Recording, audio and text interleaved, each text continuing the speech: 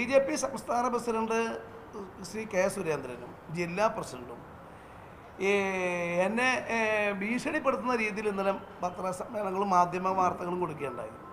BJPയുടെയും RSSൻ്റെയും സംഘപരിവാറിൻ്റെയും ഭീഷണി കണ്ട് ഭയപ്പെടുന്ന ആളല്ല TN പ്രതാപൻ എന്ന കാര്യം ഞാൻ ഓർമ്മിപ്പിക്കുകയാണ്. ഉമ്മാക്കി കാട്ടി പേടിപ്പിക്കാൻ വേണ്ടി നോക്കണ്ട. ഒരു വർഗീയ ഫാസിസ്റ്റുകളുടെയും BJP RSS ഉൾപ്പെടെ ന്യൂനപക്ഷത്തിലുള്ള വർഗീയ ഫാസിസ്റ്റുകളുടെ ഉൾപ്പെടെ ഒരു വർഗീയ ഫാസിസ്റ്റുകളുടെയും ഭീഷണിക്ക് മുന്നിൽ പതറിപ്പോകില്ല. വർദ്ധിത വീര്യത്തോടു കൂടി വർഗീയതയ്ക്ക് ഫാസിസത്തിനുമെതിരെ പോരാടും.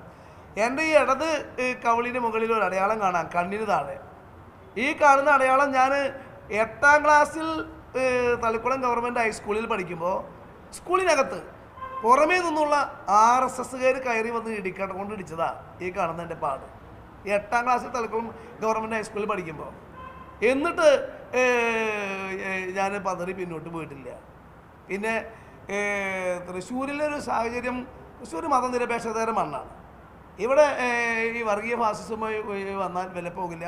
അപ്പോഴാണ് ഭീഷണിപ്പെടുത്തി നിർജീവമാക്കാമെന്നുള്ള ധാരണ വന്നത്. നേരത്തെ DCC പ്രസിഡന്റ് സൂചിപ്പിച്ചതുപോലെ പ്രധാനമന്ത്രി നരേന്ദ്രമോദിയുടെയും ആഭ്യന്തരമന്ത്രി അമിത്ഷായുടെ മുന്നിൽ പാർലമെൻറ്റിനകത്ത് അവരുടെ മുഖത്ത് വിരൽ ചൂണ്ടി സംസാരിക്കാൻ ആർജവത്വം കാണിച്ചിട്ടുള്ള ആളാണ് തൃശ്ശൂർ MP. അതിനെ മുഖത്ത് നോക്കി അവരുടെ സാന്നിധ്യത്തിൽ അവരിയ്ക്കുമ്പോൾ അവരുടെ മുഖത്ത് നോക്കി സംസാരിച്ച് വിരൽ ചൂണ്ടി സംസാരിക്കാൻ ആർജവത്വം കാണിച്ചത്. പിന്നെയാണോ എനിക്ക് സുരേന്ദ്രനും അനീഷും? RSSൻ്റെയും BJPയുടെയും സംഘപരിവാറിൻ്റെയും ഭീഷണിക്ക് വില പോകില്ല. അതേപോലെ പിന്നെ ന്യൂനപക്ഷത്തിലെ ഏതെങ്കിലും വർഗീയ ഫാസിസ്റ്റുകളുടെ പേര് പറഞ്ഞിട്ട് പിന്നെ നോക്കണ്ട. ഒരു ന്യൂനപക്ഷ വർഗീയ ഫാസിസ്റ്റുകൾ ഞങ്ങൾ അംഗീകരിക്കില്ല.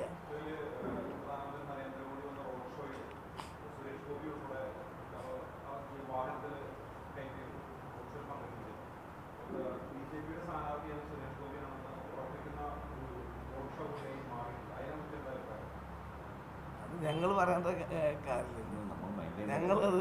ഞങ്ങൾക്ക് ആരാണ് സ്ഥാനാർത്ഥി, BJPയുടെ സ്ഥാനാർത്ഥി ആരാണ്, LDFൻ്റെ സ്ഥാനാർത്ഥി ആരാണെന്നുള്ളതൊന്നും ഞങ്ങൾക്കൊരു പ്രശ്നമല്ല.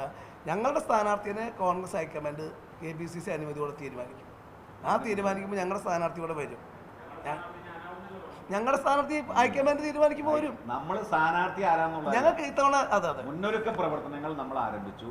തെരഞ്ഞെടുപ്പിൽ വിജയം ആവർത്തിക്കാവുന്ന, കഴിഞ്ഞ തവണത്തേക്കാൾ ഉയർന്ന ഭൂരിപക്ഷത്തിന് ജയിക്കാൻ കഴിയുന്ന ഒരു സാഹചര്യം നിലവിലുണ്ട്. ആ സാഹചര്യത്തെ ഉപയോഗപ്പെടുത്തി തെരഞ്ഞെടുപ്പുമായി ബന്ധപ്പെട്ട മുന്നൊരുക്ക പ്രവർത്തനങ്ങൾ തുടങ്ങിക്കഴിഞ്ഞു. ക്യാമ്പുകളും ബൂത്ത് തലത്തിലെ സംഗമങ്ങളും എല്ലാ അർത്ഥത്തിലും പാർട്ടി സജീവമായി സജ്ജമായി. മഹിളാ കോൺഗ്രസ് കേരളത്തിലെ 20 പാർലമെൻറ്റ് മണ്ഡലങ്ങളിലും ഞങ്ങൾ തയ്യാറെന്നുള്ളൊരു പുതിയൊരു പദ്ധതി അവരുടെ മണ്ഡലം പ്രസിഡന്റുമാർ മുതൽ മുകളിലോട്ടുള്ളവരുടെ ഒരു പരിപാടി ക്യാപ്ഷനാണ് ഞങ്ങൾ തയ്യാറെന്നുള്ള ക്യാപ്ഷൻ. അത് നാളെ തുടങ്ങുന്നത് തൃശ്ശൂർ പാർലമെൻറ്റ് മണ്ഡലത്തിൽ നിന്നാണ്. ഇതേപോലെ തന്നെയാണ് യൂത്ത് കോൺഗ്രസിൻ്റെ ക്യാമ്പയിനും തൃശ്ശൂരിൽ നിന്ന് ആരംഭിക്കുന്നുണ്ട്. ഞങ്ങൾ വളരെ നിശബ്ദമായി സിസ്റ്റമാറ്റിക്കായി ബൂത്ത് തലം കമ്മിറ്റികൾ രൂപീകരിച്ചു കഴിഞ്ഞു. വോട്ടർ പട്ടികകൾ പഴുതിയേർക്കുന്ന പ്രവർത്തനം ആരംഭിച്ചു. കഴിഞ്ഞ ദിവസം പറഞ്ഞതുപോലെ വാർ റൂമുകൾ ഞങ്ങൾ തുടങ്ങി. വളരെ സിസ്റ്റമാറ്റിക്കായി താഴെത്തലത്തിൽ ഒരുപക്ഷെ ആരെക്കാൾ കൂടുതൽ ചുമരെഴുതിയത് ഞങ്ങളാണ്.